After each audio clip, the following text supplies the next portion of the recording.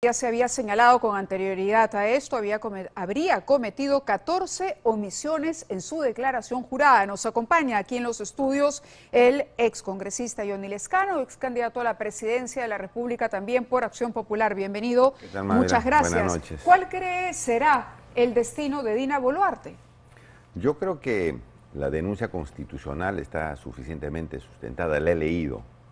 Y en estas cosas hay que tener un sentido de justicia, ¿no? No hay que obrar políticamente porque estaría cometiéndose injusticias, ¿no es cierto? El aspecto político no quiere decir que uno esté buscando... ¿Y qué sería lo justo en este caso? En este caso yo creo que por las omisiones y por las acciones que ha cometido la señora Dina Boluarte, primero al estar actuando como presidenta de una asociación civil, de un club departamental, estaría infringiendo el artículo 126, si no me equivoco, de la Constitución del Estado, a estar gestionando intereses de las asociaciones. ¿Es sólida entonces? La ley no dice... ¿Es sólido este informe que debe pasar? Lo he a la visto, comisión lo he permanente, leído, luego de debe alguna ir manera... al Pleno del Congreso, pero que finalmente podría entonces dejar fuera del cargo a la vicepresidenta. Y además no solamente por la situación de la intervención como presidenta del Club Departamental Apurímac, que en realidad no ha sacado ningún tipo de provecho, pero la ley no establece que hay que sacar necesariamente provecho para incurrir en la infracción constitucional. Bueno, simplemente el provecho lo tuvo el club, porque el club pudo volver a utilizar un local que estaba clausurado, suspendido en su licencia por la Municipalidad de Lima, eso en primer lugar. En segundo lugar, la situación de la participación indica el informe de la Subcomisión de Acusaciones Constitucionales del cuñado de la señora Dina Boluarte, que había omitido indicar en su declaración de conflicto de intereses que no tenía ese parentesco con su cuñado. Y su cuñado posteriormente había contratado con el Estado. Claro, entonces es una omisión que la misma Contraloría ha establecido. Entonces han dicho, señor, hay estos hechos, no ha hecho la declaración, ha omitido declaración, ha contratado el cuñado precisamente porque no había ese conflicto de intereses, no estaba expresamente establecido, y además como su participación en el Club Departamental Apurímac. El bloque magisterial ha dicho de la bancada, de la ex bancada de Perú Libre, o mejor dicho, parte de la bancada original de Perú Libre, no la van a blindar, que ahora ha dicho, ¿no? ¿Perdón? Que no la van a blindar. No, han dicho nosotros no defendemos lo indefendible. El legislador Alex Paredes ha dicho y ha dejado entrever que su bancada apoyaría la eventual inhabilitación, con lo cual nos quedaríamos entonces sin vicepresidenta. Y eso quedaría es solo lo más importante. Claro, políticamente el presidente queda más débil. Se hace, como ha escuchado, que es procedente la vacancia. Yo discrepo de eso. Yo creo que la salida es que el mismo presidente convoque elecciones, pero lo hace más débil y es más posible una vacancia del presidente porque venga el gobierno debilitado, ¿no? En la nota que veíamos, el congresista del Partido Morado, el señor Málaga, él decía que no, que le parecía exagerado inhabilitar a Dina Boluarte y que esto podía acarrear un riesgo en el caso de se apresure también la vacancia del presidente, porque entonces se provocaría una convulsión social. ¿Usted lo ve así? No, yo no lo veo así. Yo veo que en el caso de la vacancia no hay mucho elemento como para una vacancia. A pesar de la fuga de Silva. Pero compromete a Silva, compromete a los señores de su entorno. No nos olvidemos, lo que está perjudicando. Que Silva es un brazo operativo de esta supuesta red criminal. Claro que sí, pero digamos no hay una prueba contundente, ¿no? Pero sí, obviamente, el silencio del presidente le hace mucho daño. Le hace mucho daño porque él debía salir ya a deslindar, decir, señor, yo no voy a estar con estos actos de corrupción. ¿Y por qué cree que no ha deslindado? Se puede presumir cualquier cosa, es decir, capaz tiene miedo de decir alguna cosa porque Silva lo va a comprometer, o capaz está en actos de corrupción. Nadie sabe, eso se tiene que establecer a través de una investigación. Pero llama sospecha, normalmente obviamente, cuando uno se siente calumniado, difamado, uno sale... Malogrado, que se está malogrando el gobierno, que está destruyendo el gobierno, que está destruyendo al Estado, que está destruyendo al Perú.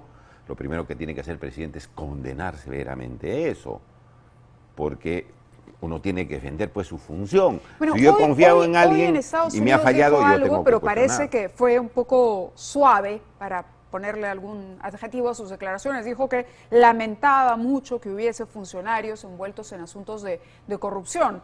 Pero el presidente no ha deslindado, tampoco ha hecho una invocación a su secretario general. Debe hacerlo claramente. No vaya a ser que salgan ¿Y dónde lo pruebas. Debería hacer? ¿En un medio de comunicación? Obviamente, ¿En Palacio de Gobierno? hacer un ¿Ante mensaje, el Congreso de la República? No, yo creo que ahí tiene toda la prensa, él convoca una conferencia o da un mensaje a la nación y dice, señor, no estoy de acuerdo con esto, he dispuesto que el ministro del Interior y el general de la policía comiencen a hacer las acciones para atrapar a estos señores. Entonces ahí se nota que el presidente está seguro, que está convenciendo a la población que no tiene que hacer absolutamente nada. El silencio le está haciendo mucho daño. De acuerdo. Y como tú bien dices, ese silencio lo puede arrastrar y conllevar y tener fundamentos más fuertes para una vacancia. Bien, a propósito de Castillo, él habló hoy contra la lucha contra la corrupción, habló sobre la lucha contra la corrupción. Yo le hacía un recuento muy rapidito, pero tenemos un informe que ha preparado Alonso Dávila al respecto y regresamos con Johnny Lescano aquí en los estudios. Y con lucha frontal contra la corrupción a todo nivel. Con esta frase, el presidente Pedro Castillo ha tratado de maquillar ante el mundo las graves acusaciones que caen en contra suya y de su gobierno. El mandatario se encuentra desde ayer en Estados Unidos, participando de la 9ª Cumbre de las Américas, que hasta el momento, en todos sus discursos e intervenciones, se ha mostrado como un presidente que lucha contra la corrupción. Cuando identificamos como tema central a uno de los problemas más extendidos, persistentes y dañinos en el hemisferio y en el mundo, la corrupción. Esta corrupción que se trató allá, su texto plasmó 57 acciones que desde ese momento orientan los esfuerzos que llevan adelante nuestros países para combatirla y erradicarla.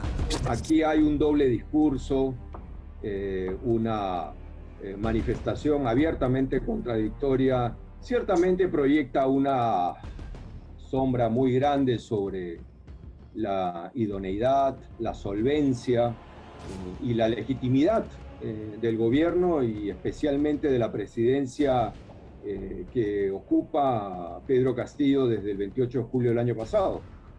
Es un discurso ambivalente, contradictorio, como ya he señalado, y que siembra pues las dudas, las sombras y las sospechas, ya no solo en el país, sino también en el mundo.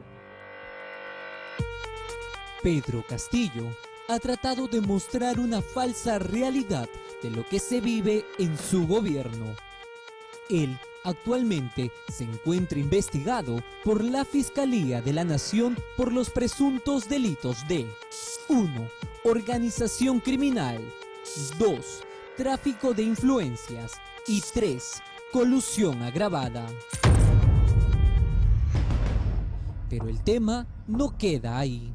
Su entorno más cercano, su círculo, aquellos que fueron parte de su brazo derecho, hoy se encuentran prófugos. Juan Silva, ex titular del MTC, pieza clave dentro de esta presunta mafia en el gobierno, tiene orden de detención preliminar, pero desde hace una semana no se sabe nada de él.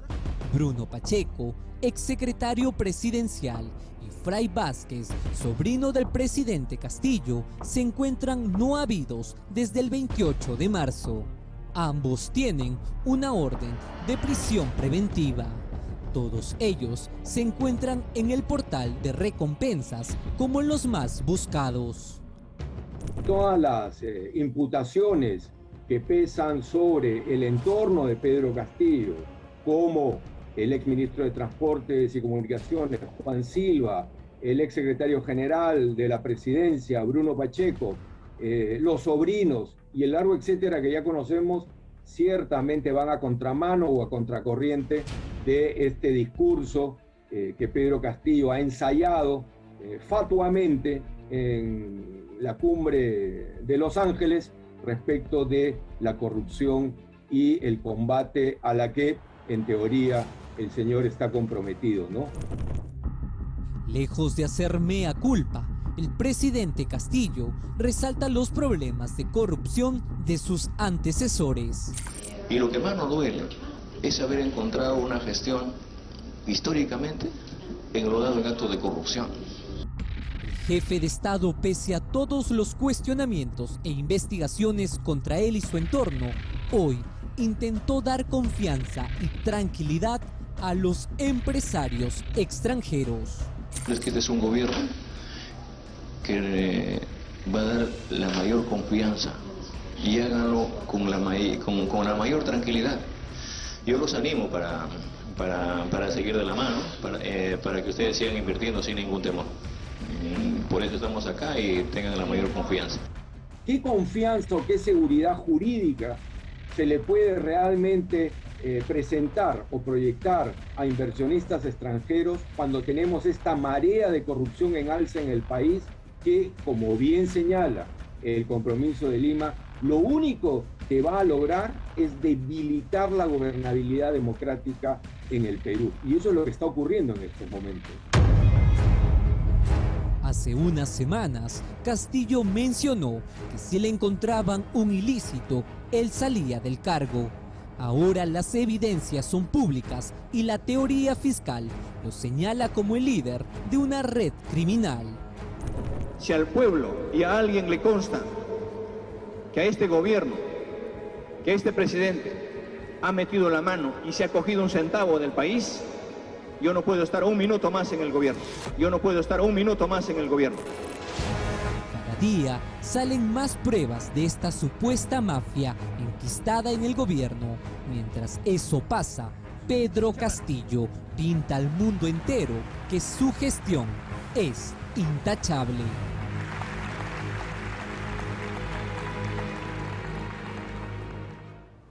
Poquito más de un mes que el presidente Castillo hizo esas declaraciones. Por cierto, el Poder Judicial ha rechazado el habeas corpus presentado a favor del presidente Pedro Castillo, que demanda y que buscaba anular el proceso iniciado en la subcomisión del Congreso por traición a la patria. Es decir, es otro revés para el presidente Castillo. Pero el punto de la corrupción... Y además que lo están investigando en la Fiscalía, que está bien. La nota lo dice. Claro, el presidente no es un testigo, el presidente es un investigado de la Fiscalía en este momento. Hay teorías que no puede ser investigado porque no puede ser pero ya acusado, la investigación está abierta. Pero la investigación está abierta. Ahora, una persona que no tiene nada se somete a la investigación, sobre todo si es hombre público.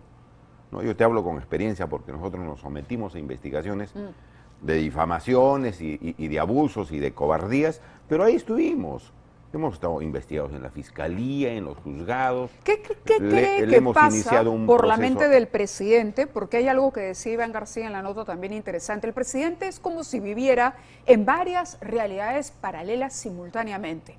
Una, cuando participa de un evento internacional. Otra, cuando está aquí en Lima. Otra, cuando sale en los consejos de ministros descentralizados.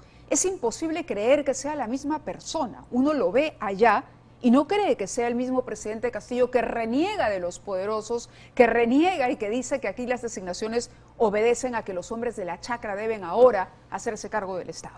En realidad es una persona que duda cabe, no tiene experiencia en gobierno. No tiene experiencia. No solamente no Obviamente, tiene experiencia, primero no tiene experiencia, no está bien asesorado, tiene frentes internos que son enemigos, ¿no es cierto? Por eso se está quedando... ¿Y dónde queda la responsabilidad particular? Usted ha sido candidato a la presidencia de la República. Claro que sí. Es decir, ¿y usted consideraba que tenía las cualidades para ser presidente de la República? Tenía 20 años de experiencia en el Congreso. Y no le iba a echar la culpa, supongo yo, a sus asesores, a su falta de experiencia. Por eso te digo, claro, en el caso mío, una persona que está en el Parlamento 20 años, que pertenece a un partido que tiene más de 60 años, obviamente que no, pero, digamos... El señor Castillo se encontró con la presidencia. Nadie iba a establecer de que él iba a entrar a segunda vuelta y menos ganar la segunda vuelta. Y se encontró con la presidencia. Y ha tenido problemas hasta que armara el gabinete. ¿Has visto? Los primeros ministros tenían problemas, los segundos también. No tienen un plan de gobierno claro que lo pueda plasmar. Hay discursos muy generales. ¿Eso exonera de responsabilidad al señor Te digo Castillo? Que por esa razón tiene este discurso, pues, que va en un sentido en un lugar y va en otro sentido en otro lugar. Además, bueno, hay que ser justo también en esto. Tiene una oposición que es pura vacancia, que es puro cuestionamiento, que es pura interpelación y que no deja de alguna manera desarrollar las políticas de Estado. Pero si hubieran políticas, yo le daría la razón, le diría, bueno, ok, hay un Congreso obstruccionista como el que hubo, por ejemplo, cuando inició su gestión Pedro Pablo Kuczynski. Pero en este caso, lo que no entendemos todavía es cuáles son las políticas públicas del presidente. Es decir, qué es lo que quiere hacer. Bueno, la segunda reforma agraria... Fuertemente se habían embanderado con la situación de la Asamblea Constituyente. Y eso ya se acabó porque vieron que no se podía. El Congreso, lamentablemente, no le dio la razón. Entonces, esa bandera fuerte que tenía, que parte de la población había votado, no la ha podido plasmar. Y hubiera encontrado otro camino. Si hubiera tenido experiencia política, el presidente hubiera encontrado otro camino para atender, obviamente, la demanda de quienes lo apoyaron. De acuerdo, ir presentando un proyecto en el Congreso. La agenda del país pasa por varios problemas y por varios temas urgentes. Y yo le preguntaría, al cabo de este tiempo, ¿de qué va a hablar el presidente si llega a 28 de julio? Es decir, ¿cuáles son los logros que podría exhibir? Enuméreme usted uno tiene que que hablar ciertamente la condescendiente con el presidente. No, trato de ser objetivo, ¿no? Trato de ser objetivo como una militante de un partido democrático, que no está pateando el tablero, sino que trata de ser objetivo para que salga adelante el Perú. Yo tendría que hablar de la salud en el Perú, cómo ya se ha superado, si está superada totalmente la pandemia o no. La situación de la educación, has visto hasta, hay problemas hasta de agresiones físicas de niños con bullying, que tampoco la ley la están aplicando. Tercero, el agro, porque se viene una hambruna muy fuerte. Cuarto, yo creo que subsidiar a los agricultores, porque sin los agricultores nos vamos a morir. ¿No? Quinto, la situación del trabajo, ¿no es cierto?, de recuperar el trabajo. Hay varias cosas. Tengo que interrumpir, tenemos una información, en realidad es un trascendido, pero un trascendido con base que señala que la policía ya estaría muy cerca de la ubicación del exministro Juan Silva Villegas. Y el asunto de aparecer Juan Silva Villegas se complica para el presidente. Su aparición complicaría. ¿Por qué? Porque la única salida que tendrían todos los demás involucrados en esta denuncia, en la que él también es investigado, tendrían que empezar a hacer cola para ser colaboradores eficaces y de esa manera garantizarse una libertad. Entonces, esa información que estamos siguiendo en este momento, ya hay una ubicación incluso geográfica que apenas nosotros confirmemos, pero la información proviene de la policía, porque hay buenos policías que le están siguiendo el rastro a Juan Silva Villegas.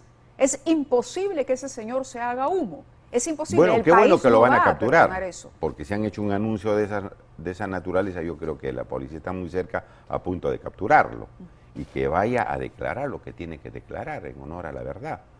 Y si algo tiene que hacer el presidente ahí, bueno, tiene que decirlo. Y conforme a eso, el Estado, el Congreso tomará una decisión. En el escenario de que Dina Boluarte sea inhabilitada, que es lo que usted y yo suponemos va a ocurrir, el presidente Castillo se quedará solo, investigado por la justicia y con varias otras personas muy debilitado. Que ahora, si se da cuenta que no puede gobernar, lo que yo haría en su situación, viendo que estoy por todo lado haciendo agua, lo que tengo que hacer es llamar inmediatamente a elecciones, ¿no es cierto? Porque si no, va a entrar otra persona, un año más, capaz va a ser una persona que no cumple con los requisitos de estos grupos medio recalcitrantes que hacen oposición media, digamos, atolondrada como se está haciendo, y el Perú se va a empeorar. De acuerdo. Entonces, lo que yo haría es eso, analizando fríamente. Como presidente, adelantar las elecciones o proponer un adelanto. El primer ministro lo había dicho la otra vez ya, que iban a presentar un proyecto para adelantar las elecciones. Bien, le agradezco a Johnny Lescano su presencia aquí en el programa y nosotros vamos a continuar, por